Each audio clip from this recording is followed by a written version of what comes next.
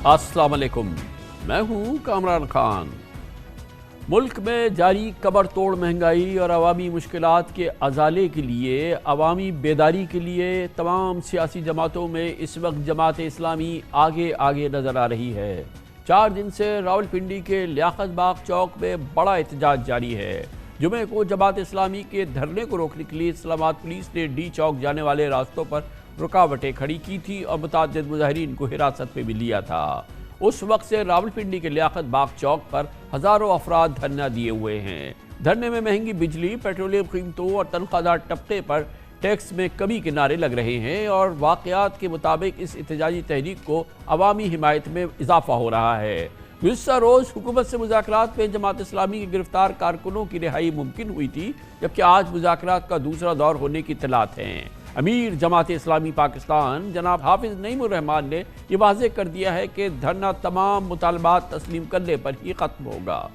जमात इस्लामी की जानिब से हुकूमत के सामने 10 मुतालबात रखे गए हैं, जिनमें बिजली के बिलों में 50% रियायत, स्लैब रेट का खात्मा, IPP से कैपेसिटी पेमेंट का वाहिदा ख़त्म करने और तनख्वाहदार तबके पर टैक्सों का बोझ कम करने के मुतालबात शामिल हैं। मज़ीद मालूमात हासिल करते हैं, बराह रास्त जाते हैं धरने के मकाम पर। जमात इस्लामी ने जहां धरना दिया हुआ है, हज़ारों लोग वहां पर मौजूद हैं। यकीनन पाकिस्तानियों के हर पाकिस्तानी की दिल की आवाज़ है। पाकिस्तान में जारी महंगाई और उसमें ख़ात्मे के मुतालबात में ऑब्वियसली तमाम कौम शामिल है।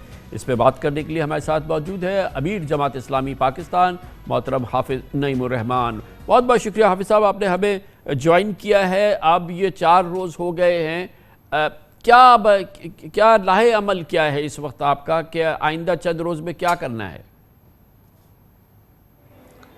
बहुत शुक्रिया कामरान खान साहब। देखें, बात यह है कि आप भी इस बात को अच्छी तरह जानते हैं कि जब हम कोई तहरीक लेकर चलते हैं तो सिर्फ सियासी पॉइंट स्कोरिंग या पार्टी पॉलिटिक्स नहीं करते, बल्कि उस मसले को एड्रेस करते हैं और उसको हल करने की कोशिश करते हैं। अब ये जो हमने मसला उठाया है, ये 25 करोड़ पाकिस्तानियों का मसला है। इसमें हमारे पास गुंजाइश ही नहीं है कि हम इनसे जोड़ तोड़ करें, कुछ लो कुछ दो की बात करें।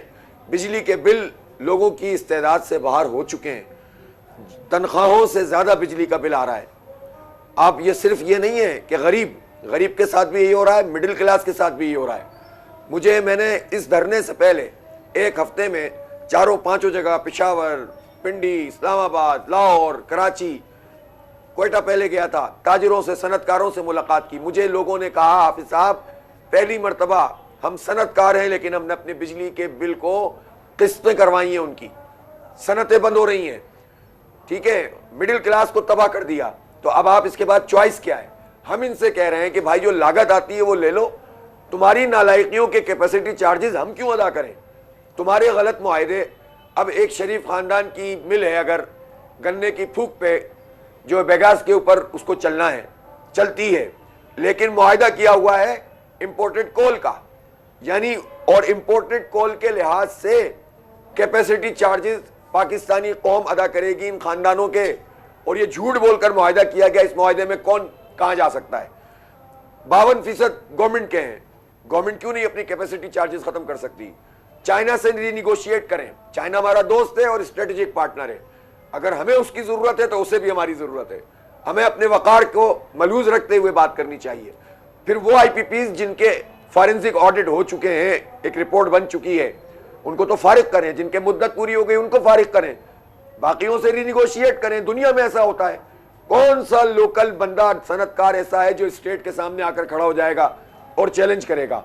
मसला ये है कि वो पूरा तबका इन हुकूमतों में शामिल होता है, फैसिलिटेटर होता है इन हुकूमतों का, इनकी पार्टियों का, इसलिए लोग उनसे नेगोशिएट नहीं कर रहे और बात नहीं कर रहे। अच्छा हाफिज साहब, ये मुतालबात जैसे आपने अर्ज किया, बेशक हाफिज साहब ये बात दुरुस्त है जो आपने फरमाया, ये बात तो सही है कि ज़ाहिर है कि हर पाकिस्तानी के दिल की आवाज़ है, मगर देखना ये है ना कि डूएबल क्या है, क्या मुमकिन है, क्या मुमकिन किया जा सकता है।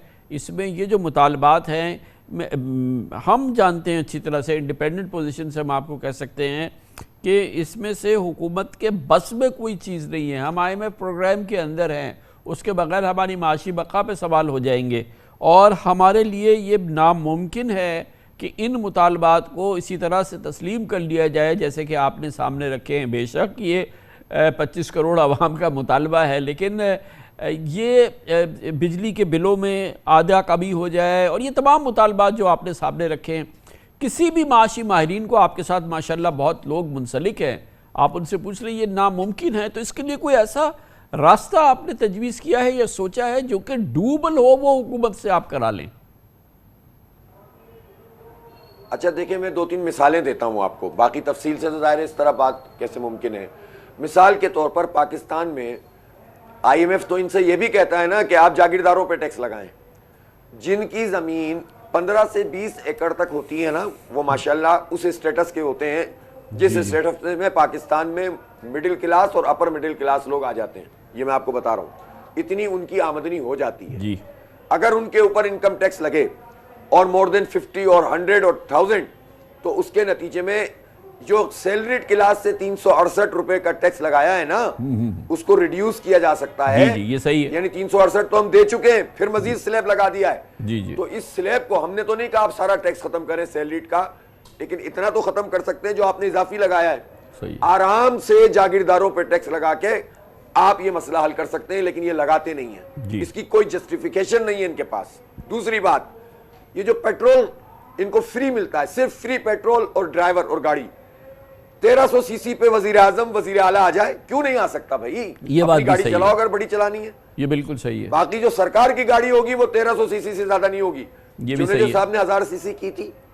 یعنی حکومت اپنے اخراجات کم کر سکتی ہے. حافظ صاحب یہ فرما رہے ہیں کہ حکومت اپنے اخراجات کم کر کے دکھائے. جی حکومت آپ کہہ رہے ہیں اپنے اخراجات کم کر کے دکھائے، جو کہ بالکل کر سکتی ہے. وہ یہ آپ فرما رہے ہیں. بالکل کر سکتے ہیں. جو نہیں ہو سکتے میں اس کی بات ہی نہیں کرتے کہ جماعت اسلامی ایک سنجیدہ پارٹی. ہمیں یہ معلوم ہے ریٹرکس کی بات نہیں ہے کہ ہم بڑی بڑی باتیں کریں. جہاں یہ پھنسیں گے ہم ان کو سمجھائیں گے، یہ کر دو یہ کر دو یہ کر دو. پھر جو ڈویبل چیز ہے وہ کریں تو پوری قوم اس کو اعتماد ملے گا. جتنے ججز ہیں، جتنے آرمی کے وہ لوگ ہیں جو دفاعی بجٹ کے علاوہ مراحت لے رہے ہیں، اور جتنے لوگ ایسے ہیں جو بیوروکریسی کے ہیں، اور جتنے سیاستدان ہیں، وہ اپنی مراحت کو ریڈیوس کریں تو قوم کو بھی اعتماد ملے گا، لوگ بھی بوجھ اٹھائیں گے. لیکن سارا بوجھ غریب پر اور مڈل کلاس پہ ڈال دو، یہ تو نہیں چلے گا. اس لیے ہم نے ان سے بہت کلیئر کٹ کہا ہے آپ مراحت سے آپ کچھ نہیں کر سکتے. آج اعتماد بات کریں اور پرائم منسٹر کہیں میں 1300 سی سی سے زیادہ بڑی گاڑی استعمال نہیں کروں گا، اور فری گاڑی کسی کو نہیں ملے گی، فری پیٹرول کسی کو نہیں ملے گا، فری بجلی کسی کو نہیں ملے گی. 500 ارب روپے بچیں گے. 500 جاگیرداری والی میں نے آپ کو بتا دی. جی کیپیسٹی پیمنٹ جو ہے جو گورنمنٹ والی ہے، سرکولر ڈیٹ کیا ہے؟ اس میں بہت سارا تو خود ہمارا اپنا ہے نا. آپ سود کا ریٹ کم کریں، اسٹیٹ بینک سے بات کریں، آپ کا بہت بڑا مسئلہ اس میں حل ہوگا. یہ میں آپ کو بتا رہا ہوں. یہ اعداد و شمار کے چکر میں بھی ہمیں پھنسا دیتے ہیں بہت زیادہ. اس لیے یہ سرکولر ڈیٹ بھی کم ہو سکتا ہے. آپ نے اتنے اوپر لے جا کر سود کا ریٹ رکھا ہوا ہے کہ آپ خود ہی اپنے ٹرانس میں آتے چلے گئے. اس لیے یہ سب چیزیں ایسی ہیں جس پر بیٹھ کر بات ہوگی. ہم تو کہہ رہے ہیں کرو، لیکن یہ اگر سیریس ہوں گے تو ٹھیک ہے، نہیں ہوں گے تو دھرنا ایکسپینڈ کر رہے ہیں. پرسوں سے کراچی میں گورنر ہاؤس پہ شروع ہو رہا ہے، پھر پشاور میں ہوگا، پھر ہر جگہ پہ ہوگا، اور یہاں بھی ہم پروسیڈ کریں گے، آگے بڑھیں گے. تو اس لیے یہ تو حکومت کے اوپر ہے کہ وہ سنجیدگی کا مظاہرہ کرتی ہے. اس پلیٹ فارم کے ذریعے ایک اور بڑی تعمیری بات یہ ہو سکتی ہے کہ جو ہمارے یہاں غیر دستاویزی معیشت ہے، جس میں کہ ایک بہت بڑی تعداد میں ہے جو کاروبار ہے، جو کہ ان گنت جو منافع کماتے ہیں، کھربوں کے منافع کماتے ہیں، وہ کسی بھی نظام کا حصہ نہیں ہیں. اگر وہ ٹیکس نظام کے اندر شامل ہو جائیں تو یقینی طور پہ ایک چیز شاید ابھی آپ نے ذکر نہیں کیا، یہ صرف وہ نظام، وہ ٹیکس کا نظام، یا ٹیکس کا جو مرکز ہے ایف بی آر، وہاں پہ حکومتی الفاظ ہے کہ 1000 ارب روپے کی کرپشن ہے. اگر یہ 1000 ارب روپے کی کرپشن چاہے آدھی بھی ہو جائے تو 500 ارب تو یہاں سے بچ رہے ہیں. ایگزیکٹلی 22,000 ملازمین رکھے ہوئے ہیں، اور تنخواہ دار سے ڈائریکٹ ٹیکس کٹ جاتا ہے. فکس ٹیکس الیکٹریسٹی کا اس پہ لگا دیا ہے، صنعتوں کے اوپر، تاجروں کے اوپر، اور ایکسپورٹ پہ ٹیکس لگا دیا ہے. پھر یہ جو لگائے ہیں کھانے پینے کی چیزوں پہ، یہ انڈائریکٹ ٹیکسز ہیں. بجلی کے بلوں میں جتنے ٹیکسز لگے ہوئے اس میں ایف بی آر کا کیا کمال ہے. تو ایف بی آر کتنا جمع کرتا ہے؟ یہ 22,000 ملازمین ہم پالتے ہیں، اور یہ 22,000 لوگ کرپشن کے ذریعے سے ہمارے پورے نظام کا بٹا بٹھاتے ہیں. آپ تاجروں کو اس پر قائل کریں اور ہم تیار ہیں اس کے لیے رول پلے کرنے کے لیے. میں نے ایک ایک تاجر سے یہ کہا کہ دیکھو ہم اس کی حمایت نہیں کر سکتے کہ آپ کو ٹیکس نیٹ میں نہ لیا جائے, ٹیکس نیٹ میں تو آنا پڑے گا جی, لیکن جو ظالمانہ ٹیکس ہیں وہ آپ ادا نہیں کریں گے, اس کے لیے ہم آپ کے ساتھ ہیں. تو سب تیار ہیں, لیکن حکومت اس لیے نہیں کر پاتی کہ وہ اپنی چیزوں کو چھوڑنے کے لیے تیار نہیں ہوتی. بہت شکریہ حافظ نعیم الرحمن.